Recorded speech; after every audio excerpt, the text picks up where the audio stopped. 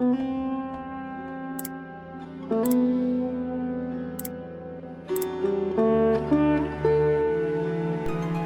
योगियों को दुर्लभ वैकुंठ है वो मात्र गुरु कृपा से प्राप्त हो सकता है।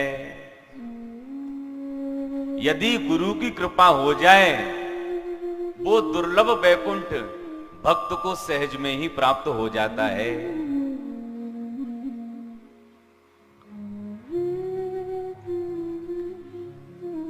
भक्तमाल का एक बड़ा प्यारा प्रसंग है कि अग्रदास जी महाराज कील स्वामी जी के साथ में जंगल के रास्ते से चले जा रहे थे। संयोग की बात, जंगल में एक बच्चा बैठा मिला। बच्चा अंधा था। अग्रदास जी महाराज कहते हैं, बेटा क्या नाम है तेरा? वो बच्चा कहता है, गुरुजी बस यही तो मैं विचार कर रहा हूं कि मेरा नाम क्या है, मेरा काम क्या है।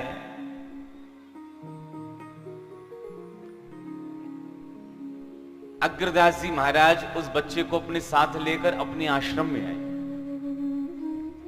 बड़े ध्यान देकर सुनना। अग्रदास जी महाराज ने जैसे ही उस बच्चे के सिर पर हाथ रखा, उस बच्चे के नेत्रों में ज्योति आ गई, देखने की शक्ति आ गई। अग्रदास जी ने उस बच्चे का नाम रखा नाभा। बेटा तेरा नाम नाभा है। बच्चा हाथ जोड़कर कहता है, गुरुजी आपने नेत्र मुझे दिए हैं, आपका दिया जीवन है, अब बताइए मैं करूं तो करूं क्या?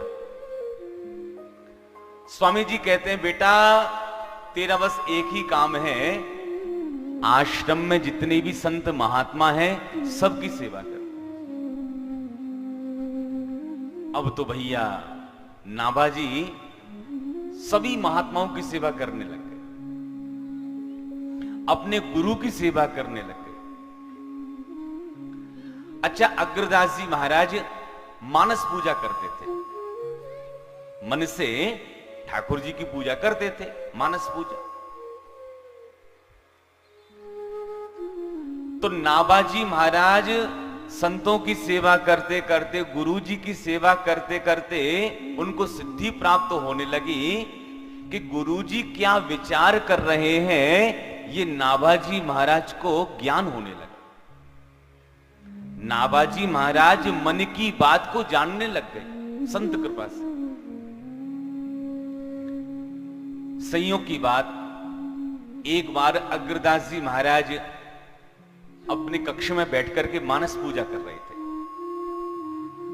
मन से ठाकुर जी को स्नान करा रहे थे। स्नान कराने के बाद आसन पर ठाकुर जी को विराजमान कर रहे थे, ठाकुर जी को चंदन लगा रहे थे मन से। अच्छा, पहले समय में पंखा तो चलते नहीं थे, हाथ वाला पंखा चलता था। नाभाजी अग्रदास जी के कक्ष के बाहर जाकर बैठ गए और रस्सी खींचकर पंखे से हवा करने लगे। संयोग की बात, जैसी अग्रदास जी महाराज ने ठाकुर जी को पोशाक पहनाई, तिलक लगाया और जैसी कंठ में माला पहनाने को हुए कि अग्रदास जी महाराज का एक शिष्य जो पानी के जहाज से व्यापार करता था वो समुद्र फंस गया एक तूफान में। तूफान में जब उसका जहाज फंसा, वो व्यापारी शिष्य आर्त पुकारता है, गुरुदेव रक्षा कीजिए, गुरुदेव बचाइए मुझे। उस शिष्य की आवाज गुरु अग्रदास के कान में आई। अब अग्रदास जी महाराज के हाथ में ठाकुर जी के लिए माला, विचार करने लगे पहले माला पहनाऊं कि चेले को बचाऊं, सबसे पहले क्या करूं? फंस गए गुरु जी बीच में। संयोग की बात, बाहर बैठे नाभा जो पंखे से हवा कर रहे थे, अब वो तो मन की बात जानने वाले थे, समझ गए गुरुजी के हाथ में माला है लेकिन पहना क्यों नहीं रहे भाई?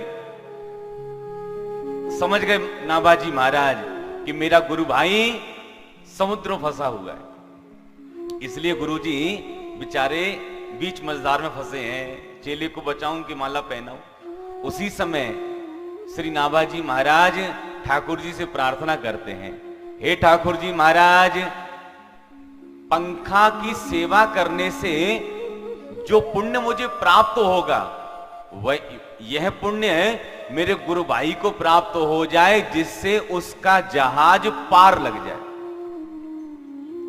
नाभाजी महाराज ने ठाकुर जी से प्रार्थना करी, संयोग की बात तूफान शांत हुआ, शिष्य का जहाज आगे बढ़ने लगा। नाभाजी महाराज बाहर खड़े खड़े आवाज लगाते हैं, गुरुदेव माला पहनाइए, चेले का जहाज तो आगे बढ़ गया है, आप माला पहनाइए। जो अग्रदास जी महाराज के कान में ये शब्द सुनाई पड़े, अग्रदास जी के नेत्र खुल गए। ओहो, मैं तो मन से ठाकुर जी को माला पहना रहा था, ये कौन बैठा है बाहर? तब नाभाजी महाराज आवाज लगाते हैं, आपका शिष्य नाभा बैठा हुआ है। अग्रदास जी महाराज कहते हैं, बेटा नाभा, तू तो सिद्ध हो गया, मन की बात को तू जानने लग गया, मन में क्या चल रहा है उस बात को तू जानने लग गया, तू सिद्ध हो गया। बेटा अब तू एक काम कर, तू भक्तों के चरित्रों को लिखना प्रारंभ कर। तब नाभाजी कहते हैं, गुरुजी मुझे तो पता ही नहीं है कि कौन से भक्त कब हुए, उन्होंने क्या लीलाएं करी हैं, क्या उनके चरित्र हैं। तब अग्रदास जी कहते हैं, बेटा नाभा,